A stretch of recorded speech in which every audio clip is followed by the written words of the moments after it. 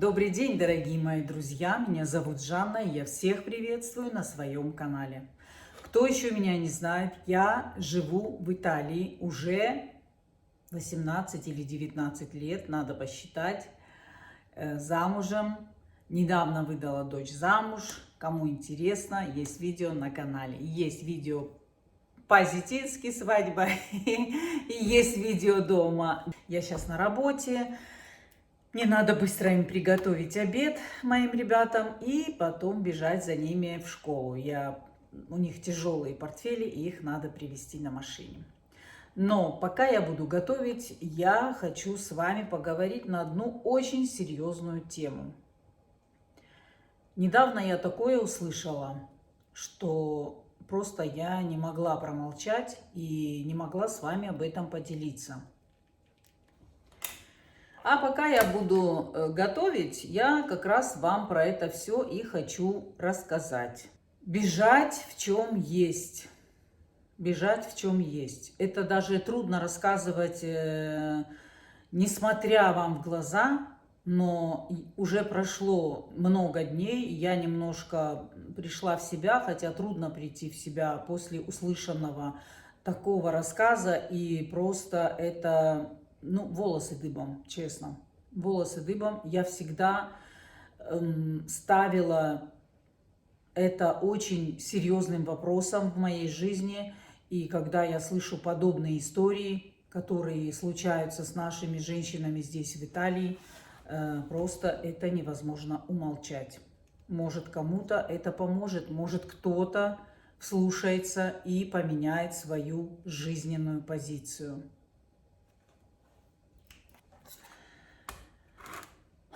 А рассказ это об одной девочке, которая приехала к своей маме в Италию. Мама, наверное, сделала этой девочке ricongiungimento familiare, это то есть воссоединение с семьей. Точно так же, как и я сделала своему ребенку. Когда я это делала, мне в этом помогала моя хозяйка, мой работодатель, скажем, где я работаю сейчас уже около 18 лет. Так как моим девчонкам-близняшкам будет 18, значит, я работаю 18, потому что я пришла к ним, они еще не родились. Недельку где-то они еще не родились. Ну, а потом жизнь сложилась так, что мне нужно было забрать ребенка из России. Ну, не то, что нужно было, что ей там было плохо. Да, ей было там плохо без меня. Но я хотела быть с ней, и поэтому она мне помогла во всем, чтобы я забрала ребенка сюда, к себе. Для этого я прошла очень долгий путь. Мне надо было быть прописанной в нормальном месте. Я уже не раз это говорила, но быстро расскажу. Мне нужно было быть прописанной в нормальном месте, в нормальном доме, так как органы опеки, горисполкомы, они все приходят, проверяют прописку, проверяют дом, в каком он состоянии, в какой комнате будет жить ребенок, если там достаточно света, достаточно тепло, достаточно уютно, чтобы ребенка с другой стороны можно было сюда привезти. Да, я отошла немножко от темы, но это касаемо того, куда мы везем наших детей и как они будут дальше жить. Я делала все для того, чтобы у моей дочери была лучшая жизнь, чтобы, да, ей было там очень хорошо. В России все о ней заботились, отдавали ей душу и сердце, носили ее на руках, так как она очень нуждалась в маме, которая уехала на работу. Уехала, потому что я так решила. Уехала, потому что мне было нужно. И, пожалуйста, может, неправильно поймете эти слова, но давайте не будем никого осуждать. Я эту тему затеяла тоже не для того, чтобы осудить ту девочку, про которую я вам хочу рассказать, потому что я не знаю, в какой ситуации живет ее мама и что ее там ждет каждый день. Ну, в общем, моя работодатель мне сделала прописку у себя, написала, что она согласна принять в гости и моего ребенка. Это все она бегала несколько дней, делала эти документы, готовила их, чтобы их предоставить в нужную мне инстанцию. Моя дочь уже много лет со мной, она здесь вышла замуж и теперь живет своей жизнью. Слава Богу, все хорошо, слава Богу. И у меня все хорошо, потому что это все взаимосвязано. А взаимосвязано это именно, вот я вам сейчас расскажу. Вот я не могу так готовить, видите, потому что это такая тема, которая... Я несколько дней была в шоке. Я несколько дней это продумывала. Я несколько дней разговаривала со своим мужем про это все. Мы это все как-то между собой... В общем, приехала девочка к маме. Ей 18 лет. Девочка очень умница, хорошая, зрелая. К отчиму приехала. К отчиму. И вот, что там происходит, что там случается, какая там обстановка.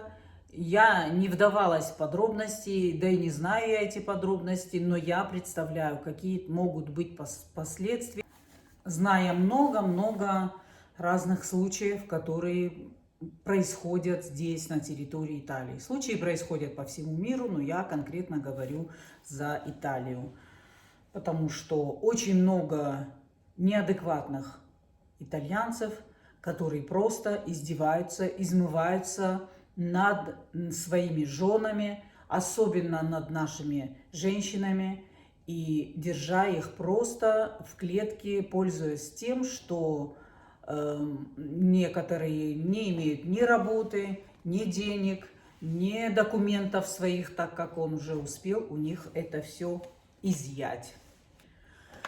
Девочка приезжает к своей маме, а мама живет с отчимом. И, как я уже говорила, она очень зрелая, умница, и ситуация для нее складывается просто невыносимая. Ситуация складывается для нее такая безвыходная, и что бы ни случилось, непоправимая, девочке надо бежать. Бежать из дома, где живет ее мама. Это мы еще не знаем, в какой ситуации находится мама. Я ни в коем случае ее не осуждаю, потому что мы не знаем, в какой ситуации она живет. Но раз приезжала девочка, надумала переехать к маме, значит, наверное, была ситуация нормальная, я так думаю. Почему вдруг все там поменялось и почему вдруг все стало настолько невыносимо, и что бы ни случилось, просто что-то страшное и непоправимое, ей нужно бежать. И вы понимаете, нужно бежать просто в чем есть. В чем она есть, еще надо суметь бежать. Денег у нее нет. Из документов у нее только permesso di soggiorno, то есть только разрешение, вид на жительство. И еще надо выяснить, куда ей бежать. То есть ей даже бежать некуда. Но оттуда ей надо исчезнуть в удобный момент, чтобы не случилось непоправимое. То есть ей не только было некуда бежать, но у нее даже денег нет. На что бежать? на что покупать билет и где-то пожить, чтобы прийти в себя. То есть я вообще не представляю, что он там с ней делал, чтобы дойти до такого. Я была в таком шоке, потому что у меня тоже девочка. И потому что она тоже жила с отчимом. Какой бы он хороший не был, у меня всегда ушки и глазки были навостре. Ушки и глазки мои всегда все проверяли. Тут вот внутри себя я была спокойна, да, потому что, ну, вы сами уже его тоже немного видите, какой он сам по себе человек, но это не ее отец, но это другой человек, но это другой нации человек, да и я не знаю, как это все назвать, но я была спокойна, иначе бы я ее не держала с нами или не жила бы с ним. Первое, что бы было, это я бы не жила бы с ним. Если бы мой ребенок каким-то образом был травмирован, и я бы это почувствовала, я бы немедленно, просто немедленно, или собрала бы свои манатки и уехала бы домой, в Россию, или бы ушла от него. Просто. Но, как я уже говорю, для нее было все самое лучшее. Для нее было все самое вкусное. Он ее не то что на руках носил, он ее любит и любил, и заботился о ней. И когда мы не жили еще вместе, не вышла я за него замуж, он ездил, я же не была за рулем еще тогда, он очень заботился о ней. А тут вот такая ситуация. В общем, там пишут, ищут, кто бы мог помочь деньгами. И в момент, когда она сможет сбежать оттуда, у нее нет телефона. Понимаете? У нее нет телефона. У нее нету связи ни с кем. Денег нет, телефоном ей разрешено пользоваться только 2 раза в неделю. Ну это что вообще такое? Страшно, страшно. Поэтому прежде чем заводить кого-то, если у вас девочка, я уже не говорю про мальчиков, если у вас девочка, пожалуйста, взвесьте все за и против. Не надо заводить мужчину, чтобы потом над вами и над ребенком издевались. Ну, я еще раз говорю, может, у нее было все прекрасно, хотя я сама много очень случаев читала, что такие были периоды у них, конфетно-букетные периоды, что просто сказка. Как только человек переходит к нему жить, начинается ад. Очень жалко эту девочку, но, слава богу, откликнулись добрые люди, которые тут же написали, тут же предложили свою помощь. Вот надо было только еще и подобрать момент, когда бы ей это все можно было сделать. Доступа к интернету у нее тоже нет, минимальный. Ну, в общем, какой-то чокнутый, какой-то маньяк.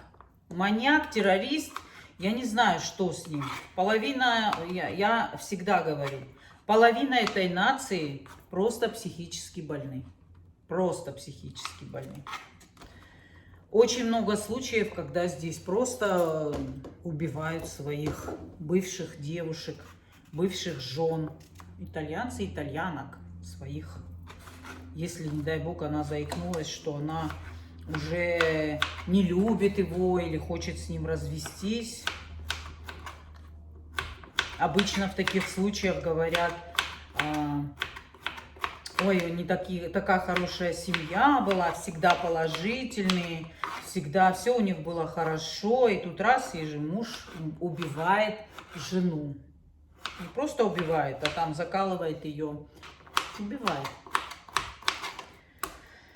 В общем, вот такая история. Мне очень жаль эту девочку. Лично я ее не знаю. Это случай, реальный случай. Но ей помогли. ей помогли, я думаю, ее спасли. Но тут еще я теперь думаю за ее маму. Что с ней случилось и будет дальше, как ее жизнь будет продолжаться с человеком, откуда ее дочь тайно, срочно должна была бежать. Жутко, жутко, страшно за наших детей, девочек, которые нуждаются в нас. И просто я не могу это уложить в своей голове. Не могу. Вот такая история была. Неприятная история. Я когда Массимо это все рассказывала, он сидел, конечно, в шоке и мне говорил: Джованна, ты же знаешь, сколько здесь случаев. Мы просто не смотрим телевизор. Потому что, когда включишь телевизор, только и начинают: этого убили, этого зарезали, этого стрельнули, это по ревности, это по тому, это по сему. Ой, короче, это не хочу даже говорить. Что тут скажешь? Дай Бог, чтобы у этой девочки все сложилось хорошо, и она, я уверена, ей помогли, потому что лично я с ней не знакома, да. Ей помогли, ее спасли. Там много советовали, кто кричал: идите к адвокату, кто кричал: идите к карабинерам, кто кричал: идите направо, налево. Легко давать по ту сторону такие советы. Идите туда, идите сюда, чего вы там сидели, а что вы там смотрите, а что вы. Очень легко давать такие советы. Во-первых, пока ты будешь идти к этому в полицию, это все здесь, ну, придете вы, ну, напишите вы заявление. Потом ему позвонят, и вы представляете, что будет и с мамой, и с дочкой? Вы вот просто на минуточку представьте. Ей некуда идти. Она там должна еще ночевать и заглядывать ему иногда в глаза. Поэтому, да, ей это лучший выход. Просто чтобы вот добрые люди, которые еще остались на этом белом свете, ей собрали на билет и просто ее оттуда вырвали и отправили домой. Надеюсь, у нее сложится все очень хорошо, и она навсегда забудет про эту Италию, раз здесь ее не встретила Италия так, как нужно, даже если она приехала к своей маме. Ну, а мама потом, не знаю, если удастся ей спастись от него, дай Бог, чтобы она тоже вернулась к своему ребенку. Вот так вот. Вы мне все время говорите: позитив, позитив. Вот вам сегодня грустно. Я не скажу, что это негатив, это просто грустно и неприятно.